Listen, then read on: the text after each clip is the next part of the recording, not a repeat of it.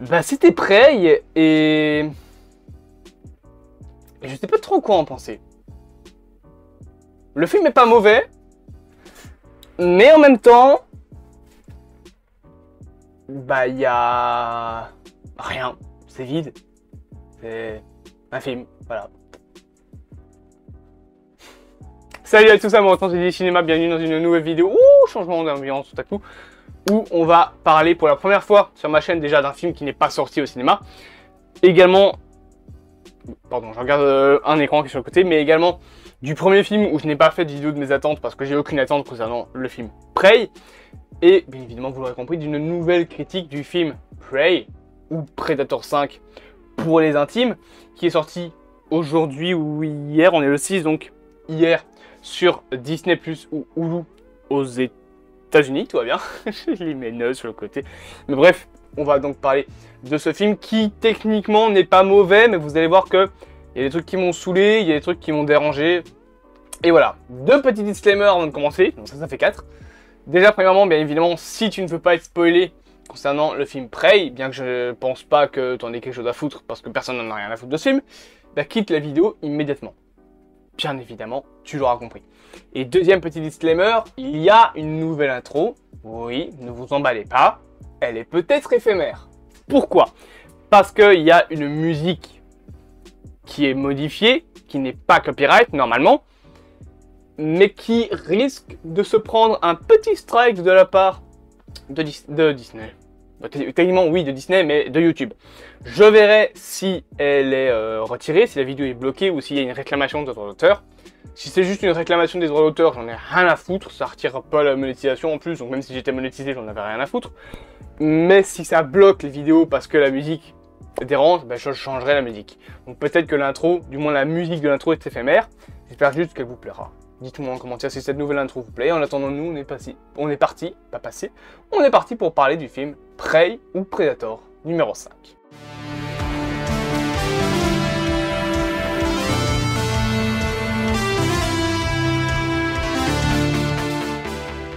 Ce fameux film Prey, alors, qu'est-ce que ça vaut?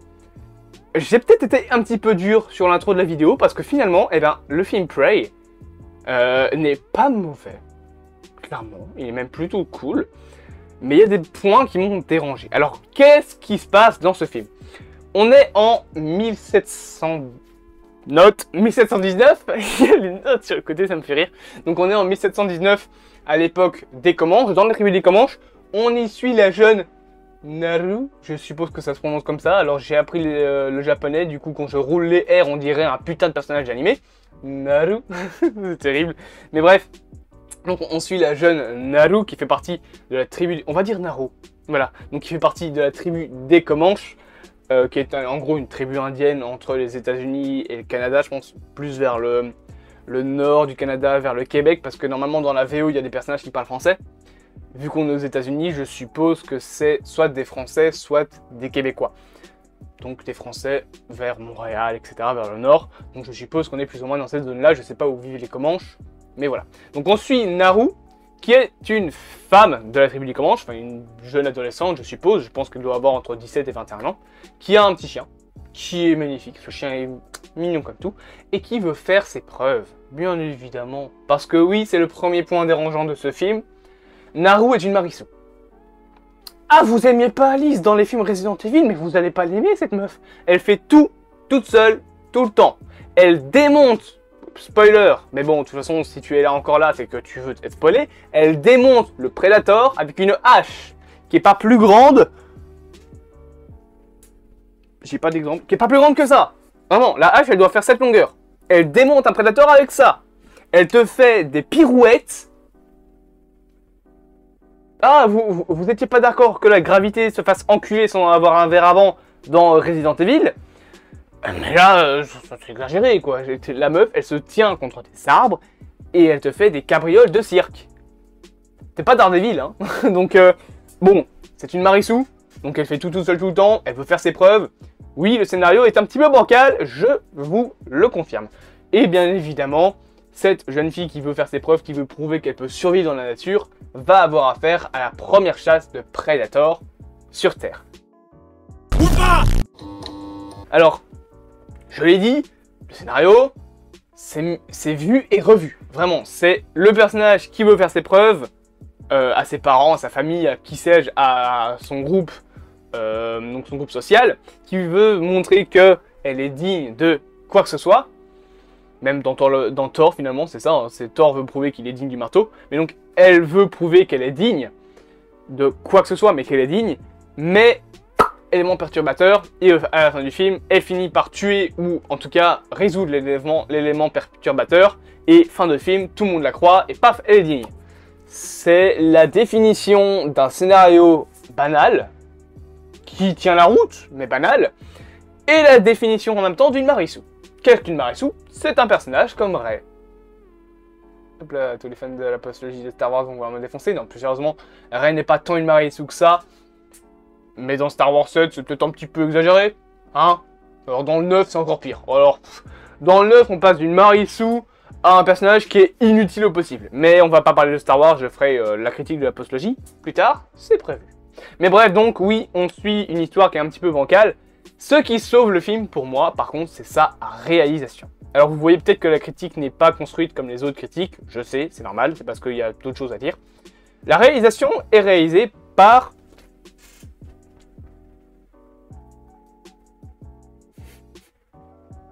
J'ai oublié le nom, c'est pas grave. La réalisation du film est donc réalisée par le réalisateur, non inscrit en bas, du film 10 Cloverfield Lane. Et putain, ça se ressent, bordel! Il a une mimique, ce mec, c'est de tout le temps faire des plans de forêt vus de haut. Il y en a tout le temps dans le film. Toutes les 10 minutes, t'as un plan de forêt vu du haut. C'est joli à voir, mais il y a des fois où ça a aucun sens. Genre juste après une scène de combat, tout est calme. Vraiment, il y a eu un moment dans le film où il y avait une grosse scène de combat contre le Predator. Le frère du personnage principal meurt, enfin de la personnage principale tellement meurt. Du coup, elle se casse parce qu'elle est triste. Et puis, plus rien, silence, plan de forêt, grand large, et puis retour sur le personnage. C'est les mimiques du réalisateur de 10 Cloverfield Lane. Et bon, c'est pas plus dérangeant que ça, c'est plutôt joli, mais c'est vraiment des mimiques qui reviennent tout le temps, quoi. Dans tous ces films, il y a ça. C'est un peu comme les plans sur des yeux de Sam Raimi. Si vous regardez tous les films de Sam Raimi, que ce soit Spider-Man, que ce soit les Evil Dead, que ce soit Doctor Strange 2, dans tout le film, il va réussir à te foutre un plan où on zoome sur l'œil. Ou en tout cas, où on voit un œil de près. Dans Doctor Strange 2, il y en a tout le temps. Mais donc voilà, c'est un truc qu'on voit qu'il a fait des efforts. La réalisation du film est même plutôt jolie finalement. Mais, et là, c'est un truc qui n'est pas exclusif à Prey, qui est un problème dans plein de films ces temps-ci. C'est les gars. Est-ce que vous connaissez le principe d'une table de son et d'une lumière, bordel? C'est les films ces temps-ci sont sombres et on n'entend rien. Alors, est-ce que c'est mon téléphone qui a un problème? Non, parce que j'ai testé sur celui-là. Salut. Lui qui a un son vraiment qui va super fort, je n'entendais que dalle. J'ai dû installer une application pour augmenter encore plus le son, pour daigner entendre certains bruitages. C'est les gars, vous connaissez le principe d'une table de mixage? Ça coûte 1000 balles ce machin. Il y a des boutons dessus, c'est pour régler le son. C'est aussi le problème des lumières, bordel. Alors, il y avait un petit peu ce problème là dans les films Marvel.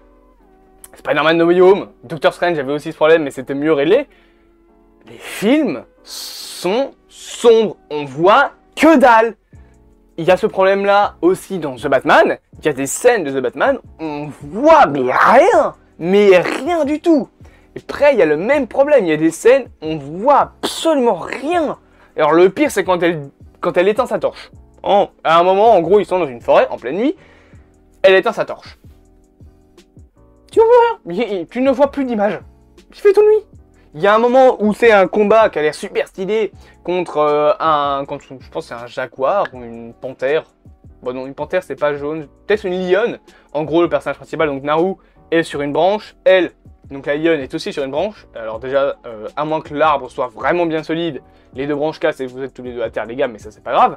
C'est vraiment, à part les reflets des mauvais effets spéciaux, parce qu'en plus les effets spéciaux des animaux sont pas terribles, mais à part les reflets de la lune sur les mauvais effets spéciaux de la lionne, tu vois rien. Même avec la luminosité à fond, ça m'a gâché la scène. J'ai dû trouver une image sur internet parce que la scène m'intéressait, voir si c'était joli, où la luminosité de l'image était réglée à 200%. Et même là, tu vois que dalle. Il y a un moment, vous connaissez le principe de lumière, bande d'abrutis?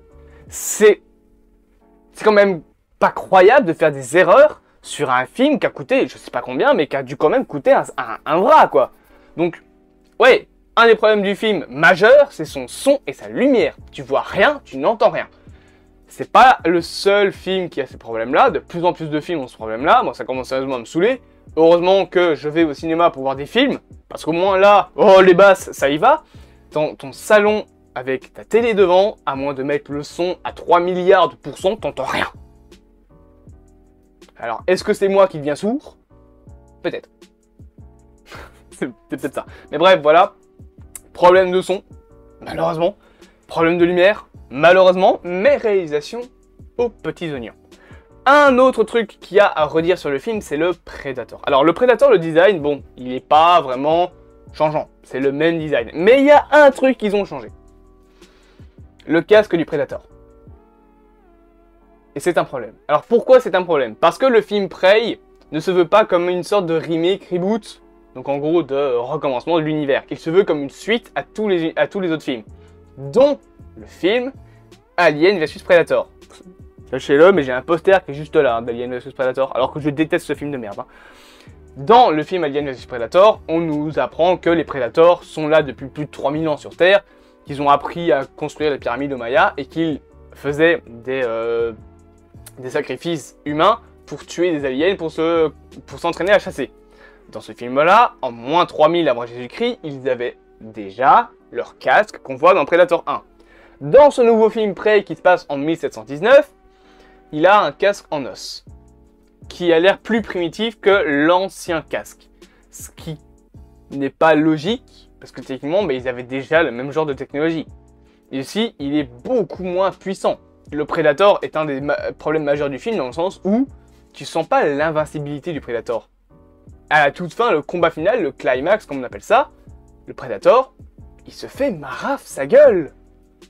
En plus, c'est pas un copier-coller, mais c'est exactement la même manière de se faire maraf la gueule que dans le premier Predator, avec Schwarzenegger, où en gros, il arrivait à cacher sa chaleur corporelle. Là, Naru fait la même chose avec des plantes. Alors, est-ce qu'il y a vraiment des plantes qui font que tu passes de 37 à 0 degré? Je sais pas vraiment. Je suis pas vraiment sûr de ça. En plus, ça a un truc apparemment qui fait refroidir le sang. Alors, peut-être que c'est ça, hein, si ça fait refroidir le sang. Mais du coup, ton sang coagule. Donc ça fait tes croûtes. Et du coup, tu meurs. Parce que ton sang coagule partout dans ton corps. Mais c'est pas grave, tu es pas médecin, si ça se trouve. Cette plante existe vraiment et ça fonctionne, hein. Mais avec des plantes, elle arrive à se cacher et elle marave la gueule du Predator avec, je rappelle, une hache de cette taille. Le Predator fait 2 fois sa taille. Elle doit marcher littéralement sur des arbres pour monter au-dessus de lui. Mais bon, elle arrive à le tuer le Predator. Bon, ok, pourquoi pas. Autre problème aussi du film, bon ça c'est pas vraiment un problème, mais c'est un truc qui me saoule dans les sagas de nos jours. C'est que comme le film Prey se veut une suite, entre guillemets, un préquel, en tout cas un film qui se passe dans l'univers de Predator, ils font des easter eggs, dont l'arme, le fameux canon qu'on voit dans, il me semble, Predator 2 ou The Predator. Je sais plus, mais en gros le canon scié où il est marqué un mot et une date. Cette arme-là est dans le film Prey. Et c'est une référence aux anciens films. Même chose avec la phrase que son frère dit, s'il peut saigner, alors on peut le tuer. Ça c'est une film que je pense Schwarzy prononce dans le premier film Predator. Et je me pose sérieusement une question finalement, c'est est-ce que la saga Predator, est-ce que ce film est moins bon que d'autres films? Eh bien non. Malgré tous les problèmes que je viens de vous exposer à vous, eh bien le film Prey se pose comme un bon film Predator, que j'ai apprécié regarder, malgré ses défauts, et que j'ai même mieux apprécié regarder que le premier Predator. Je sais que le Predator 1 est un film culte, je sais qu'objectivement il est assez bon, moi j'arrive pas à le regarder. C'est trop un film bourrin des années 80, plein d'action, et je ressens aucune tension. chose que je ressens dans le film Prey. Vraiment, le Predator du film Predator ne me fait ressentir aucune tension. J'ai juste envie qu'il crève et que le film se termine. Là, le film Prey, je sentais un minimum de tension pour le personnage. Moi, au début, je pensais que Naru allait mourir, en plus. Mais malheureusement, elle est pas morte parce que c'est une Marisu. Donc, voilà, le premier film Predator, je peux comprendre que oui, c'est objectivement un bon film, mais j'ai préféré, clairement, Prey. Déjà pour son côté réalisation, malgré que le film est sombre et pas assez haut niveau tonalité sonore, on n'entend que dalle. Malgré le Marisu, le personnage principal, parce que c'est que elle qui est développée, est assez intéressante, on va dire. Enfin, malgré que c'est une Marisu, c'est un des films qui gère mieux la Marisu. Vraiment, c'est un des seuls films qui arrive à gérer ce côté personnage principal qui fait tout toute seule. Là où d'autres films, comme par exemple la saga Resident Evil de Paul W.S. Anderson, c'était juste un personnage qui faisait tout toute seule et basta. Paul W.S. Anderson, il a dû avoir recours à des clones pour être égocentrique à ce point-là sur sa femme. Donc, donc voilà. Le film Predator, enfin Prey du coup, un bon film. Il y a des défauts, mais voilà. C'est pas un si mauvais film comme je pouvais le laisser entendre. Je sais pas combien de temps aura duré cette critique, ce sera une critique un peu plus courte que les autres, mais j'ai dit tout ce que j'avais à dire sur le film. Je vous le conseille, rien que pour la réalisation et pour le Predator en lui-même, ça vaut le détour, parce qu'il est quand même assez joli, faut l'avouer. Et je vous le déconseille si vous êtes sourd. Enfin, malentendant en tout cas, parce que vous n'allez rien entendre. Voilà. En attendant, j'espère donc que cette petite critique de Prey vous aura plu, que l'ambiance de cette vidéo vous aura plu. Je suis vachement joyeux. Quelle heure il est d'ailleurs? Ok, il est cette heure-là, c'est bien. Donc moi, bien évidemment, je vous dis à plus à mon retour du cinéma. J'espère donc que cette vidéo vous aura plu. Mettez-moi en commentaire si vous avez vu le film, ce que vous avez aimé ou pas dans le film. N'hésitez bien évidemment pas à vous abonner, partager, liker, commenter. Cette vidéo, encore une fois, sort lundi. Mardi, normalement, il n'y a pas de vidéo, sauf si j'en prévois une avant de partir. Je verrai bien. Je vous dis à plus à mon retour du cinéma. Passez une bonne journée. Et encore une fois, dites-moi en commentaire si vous aimez la nouvelle intro. Et je vous dis à plus à mon retour du cinéma. Il faut que j'arrête de me répéter dans mes outros.